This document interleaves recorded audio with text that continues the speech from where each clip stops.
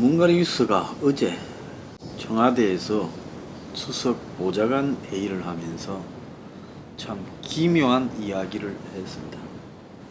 자, 부동산 지금 전세값이 폭등하고 있고 또 대체로 대부분의 지역에 집이 다시 더 오르고 있습니다.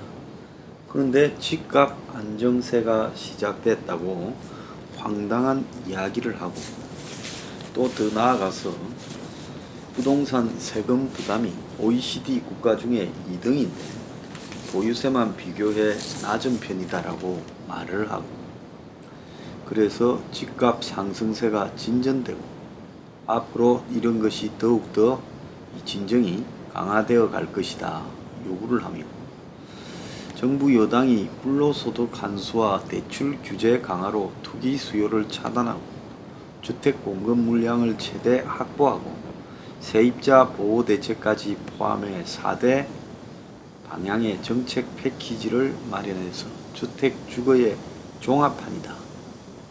그러면서 이 주택 문제에 정부가 개입하는 것은 세계적으로 일반적인 행사입니다. 정부가 책임지고 주거 정의를 실천해 가겠다. 그러면서 부동산 시장 감시기구, 감독기구를 설치하겠다. 그렇게 이야기를 했습니다. 그러면서 보유세가 OECD의 절반 수준이다. 임차인 보호에서도 한참 부족한 수준이다. 이렇게 말을 하며 이제 중저가 1주택 보유자들에 대해서는 세금 경감을 검토하고 공공임대주택을 저소득층을 위한 영구임대주택뿐 아니라 중산층을 위한 질 좋은 평생주택으로 확장하겠다. 즉 평생임대주택이라는 말까지 했습니다.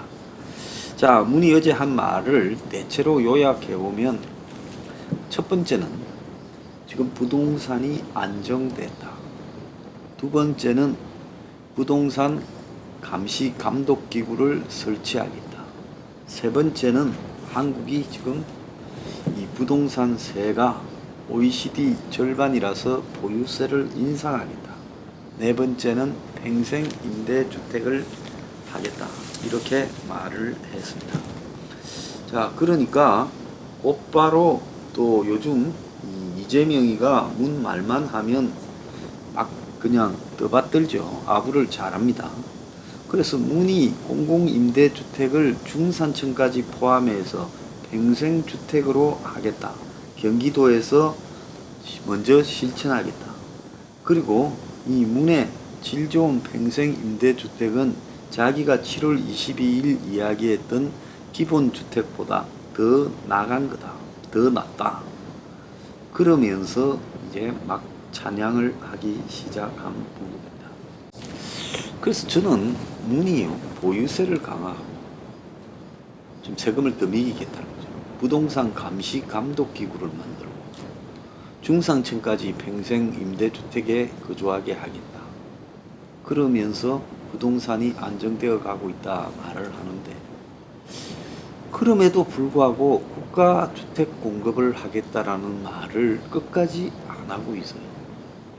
모르는 거 아닐 거라고 봅니다. 우리 방송을 이렇게 감시하고 있고, 또 더 나아가서 우리가 이 국가적 주택 공급 이야기하면 그때마다 손을 대 가지고 10,000명 이상이 못 보도록 누르고 있고 딱 눈에 보이게 움직입니다. 굉장히 예민하게 생각하고 있다라는 게 보여요.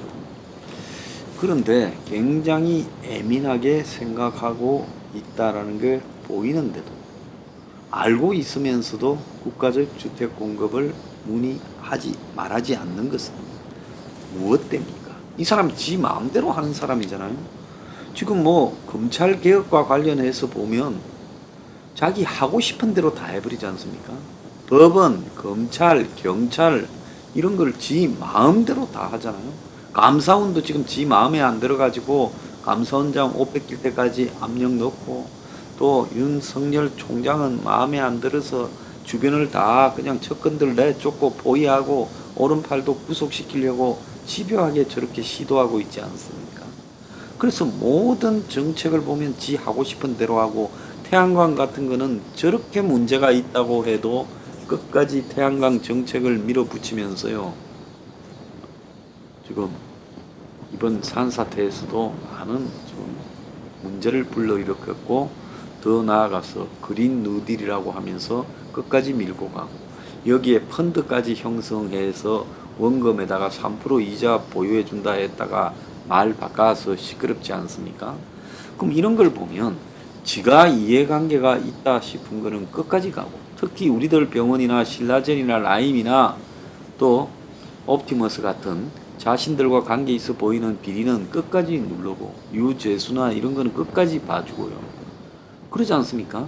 그래서 다른 부분을 보면 지 하고 싶은 대로 해요. 조국은 풀어주고 윤미향은 수사 안 시키고, 그리고 울산 선거 수사 못하게 하고, 그냥 상투적으로 하는 게 아니라 매우 집요하고 치밀하게 하고, 또 보복은 끝까지 합니다. 저 뉴핑에 대해서 지금 2년째 보복을 하고 있잖아요. 잠시도 늦추지 않고 보복하고 있습니다. 어떨 때는 이 사람이 도대체 몇 명이 붙어서 감시하나 할 정도로 아주 깨알같이 디테일하게 보복하고 있어요. 채널을 늘려봤자 늘어난 채널조차도 전부 지금 보복하고 있잖아요. 그런 정권이 어떻게 국가적 주택 공급에 대해서는 이렇게 입을 다물고 있는 것일까? 도대체 저자들은 국민을 위해서 지금 부동산 문제를 잡는 척 하면서 실제로는 뭘 노리는 걸까? 자, 사모 어묵이라는 닉네임을 쓰는 이 39세 주부가요, 친문에서 전향을 해서 부동산 농객이 됐는데, 정부 진짜 목적을 생각해 봐야 된다 그러면서 단번에 62만 클릭을 받았어요. 친정부 맘카페에서 시작해서 지금 화제가 됐는데, 정부를 믿었던 자들이 피해보는 꼴이다. 정부는 집값 오르면 세수 늘고 표밭 유지된다. 집값을 잡을 이유가 없다. 각자 도생해야 된다. 이런 이야기를 했습니다. 자, 그래서 제가 지난번에 문 정권이 부동산을 올려서 수도권에서 아파트 있는 사람들 지지를 받으면서 대성했다. 없는 사람들은 복지해준다고 문 찍고, 아파트 있는 사람들은 집값 올라갔다고 지지했으니 양쪽에서 표 받아서 승리했다. 이렇게 말을 했습니다. 그래서 정부는 당신이 집 가지는 것을 싫어해요. 비싼 집 사는 사람은 세금 많이 내라. 비싼 집 살 능력 되는 사람 외에는 집 사지 말고 전세 월세 살아라. 슬프지만 각자 도생이다. 눈치 빠른 사람만 살아남는 거다. 투기꾼 다 망했다. 그렇게 믿지 않으면 살아갈 수 없기 때문에 믿는 것뿐이다. 정부가 생각하는 가장 바람직한 주거 형태는 작아도 전세도 아닌 월세다. 정부가 전세를 별로 탐탁지 않게 생각하는 이유는 집을 사는 걸 한층 쉽게 만드는 제도뿐이다. 이렇게 이야기를 했습니다. 그래서 이 정권이 그야말로 국민들이 이 집을 사거나 집을 가지고 걱정하지 않도록 만드는 부분에 대해서 일부러 그렇게 하지 않는다.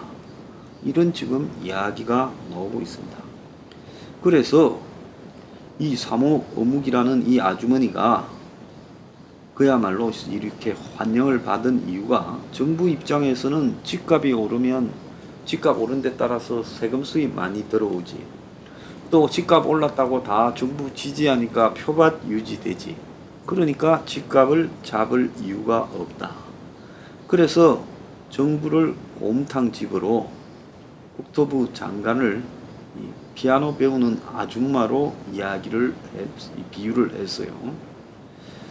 그래서 이 39세 주부에 대해 이렇게 환호를 하는 것은 문의 지금 저런 발언보다 이 주부의 발언이 더 진실에 가깝기 때문에 그럴 거다라고 보입니다. 그래서 누구라도 이런 정책을 쓸 수 있다. 이 정권의 핵심에 있는 사람들은 노영민이나 김조원 경우에서 보듯이 지금 집이 여러 채가 있고 또 수도권에 집이 있습니다. 더 나아가서요, 재산이 상당히 되는 사람들입니다. 그렇기 때문에 이들은 집값이 올라가면 자기 이해관계하고도 밀접한 부분이 있고, 또 한편으로 나아가서는 집값이 오르면 오른 지역은 욕을 하는 것 같지만 다 정권에 정확하게 집값이 오른 사람들은 정권을 지지한다는 겁니다. 자, 거기에다가 세금을 때리면 세금을 내는 사람들은 정권을 욕하지만 어느 정도까지는 세금이 또 늘어나는 것도 사실입니다. 그래서 이제 선거 끝났으니까 다음 선거는 대선밖에 더 있어요. 그러니까 세금을 많이 받죠. 그러다가 이제 대선을 앞두고는 또 세금을 제도를 개선할 수 있겠죠. 그래서 총선을 앞두고는 어떻게 했습니까? 세금을 언제부터 올렸어요? 부동산 대책을 세금 올리는 쪽으로 집중한 거는 총선 끝나고 했지 않습니까? 총선 전에는 집값 올리는 걸 방치했잖아요, 사실상. 그리고 결정적으로 대출 제한도 안 했잖아요. 지금 총선 이후에 중요한 정책이 대부분 발표되어서 대출 제한, 또 각종 세금 상향 조정, 그리고 또 어떻게 만듭니까? 자, 전세를 없애버리면서 월세로 만들고, 그래서 월세 받는 사람들한테서 또 세금 수익까지도 걷어들이는 상황으로 가고 있는 겁니다. 그러면서 이제 평생 임대를 살아라고 말을 하고 있습니다. 그래서 문 정권이 이런 정책을 펴는 가장 기본적인 이유는 이 부동산과 관련 있는 기득권에 붙어 먹어버렸기 때문에 그렇다는 게 제 생각입니다. 그래서 대한민국의 부동산 정책은 이 대형 재벌사들이 대부분 건설사를 가지고 있고 그들이 아파트 건설을 통해서 대한민국 사회의 집값을 정합니다. 그들이 정한 집값에 대해 대체로 따라가는 형태가 되는 것이 우리 사회지요. 정부는 그 집값에 대해서는 절대로 개입하지 않습니다. 노무현 정권 때 부동산 원가 공개 이야기하다가 노무현 스스로 입을 다물어 버렸지요. 그래서 이 정권이 지금 하는 일이라고는 부동산 가격을 두들겨 잡는 척 하지만은 사실은 부동산이 더 올라가는 부분을 방치하고 있고, 그래서 이제 당분간 선거 없는 한 2년 동안에는 세금을 거기서 많이 거두어 드리고, 그리고 전세 사는 사람이 월세가 돼야 임대소득을 또 세금으로 거둬 드릴 수 있지 않습니까? 그렇잖아요. 전세 사는데 전세금 받은 거에 세금 때리기가 애매하잖아요. 그러니까 이 정권은 전세를 없애버리고 전부 월세를 만들어 가지고 월세에서 임대소득에 대해서 또 과세를 하려고 하는 거죠. 자, 그러면서 임대주택을 늘려갈 거니 뭐 그때 보자라는 식으로 끌고 가고 있습니다. 그거는 그냥 저 무지개 너머에 파랑새가 있다라는 오브 더 레인보우 같은 희망 고문일 뿐인 거죠. 그래서 문이라는 사람이 가장 지 맘대로 하는 사람이기 때문에 국가적 주택 공급을 하기에 적합한 사람이에요. 그래서 이 정도로 제가 떠들었으면 문 정권에서 상식적이라면 국가적 주택 공급을 하겠다고 발표하고 그걸 실행에 옮기는 척 쇼만 해도, 기공식만 한번 해도 제가 볼 때 집값은 잡힐 겁니다. 그런데도 안 하는 이유는 무엇이냐? 그거는 문 정권이 이 재벌들, 부동산 투기족들, 그리고 이 사회의 기득권, 부동산에서 이득을 얻는 기득권들과 한 통속이기 때문에 이 부분에 대해서 진정으로 개혁할 의사가 없다는 겁니다. 그거는 신라젠 같은 주가 조작을 방치하고 있고, 또 더 나아가서 옵티머스 라임 같은 사모펀드 조작을 방치하는 것과 똑같은 이치고, 윤미향의 저런 비리들을 방치하는 것과도 똑같은 이치고, 유재수를 풀어주는 것과도 똑같은 이치며, 조국이라는 제가 볼 때는 제대로 된 게 하나도 없는 사람을 문이 나서서 비호하는 것과 똑같은 이치라는 겁니다. 그래서 궁극적으로 많은 사람들이 개혁이라고 주장하는 이 문의 실체는 그야말로 이 사회의 썩은 기득권과 똑같은 이해관계를 공유하는 그들의 대변인일 뿐이다. 어제 보면 삼성 노조하고 그 와해하고 관련된 이상훈 전 이사의 의장이요. 삼성전자 이사의 의장이 항소심에서 무죄를 받고 풀려났습니다.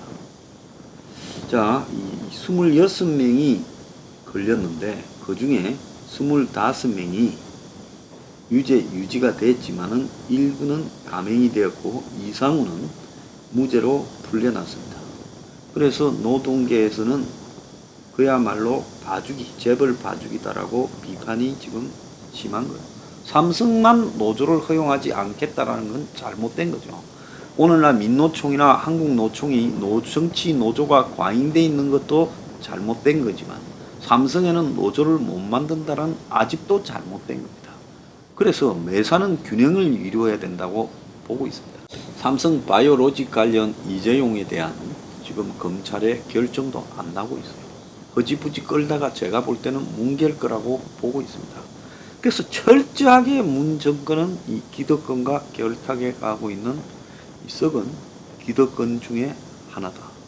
그래서 문은 개혁을 할 수 없고 특히 그들의 이해관계에 큰 손실을 끼치는 국가적 주택 공급 문제를 할 수 없다는 겁니다. 우리가 문을 욕을 하든 욕을 하지 않든 수구 보수에서 비판하는 문은 무슨 좌파다 친북이다 이걸 넘어서요. 문의 실체가 뭔가를 우리가 제대로 비판해야 되는 겁니다. 단지 이념적으로 문을 친북이다 좌파다라고 이야기해서는 그 문을 띄워주는 거예요. 그럼 끝까지 좌파들이나 친북 성향이 있는 자들은 문을 떠받들고 갑니다. 문은 그야말로 기득권의 앞잡이다. 이렇게 우리가 규정을 해야 되는 거예요. 그에게 어떠한 진보도 없고 이건 좌파도 아니다. 썩은 기득권의 앞잡이다. 그래서 본질적인 개혁을 하지 않고 부패를 숨기고 봐주려고 한다. 이 결론을 우리가 내야 됩니다.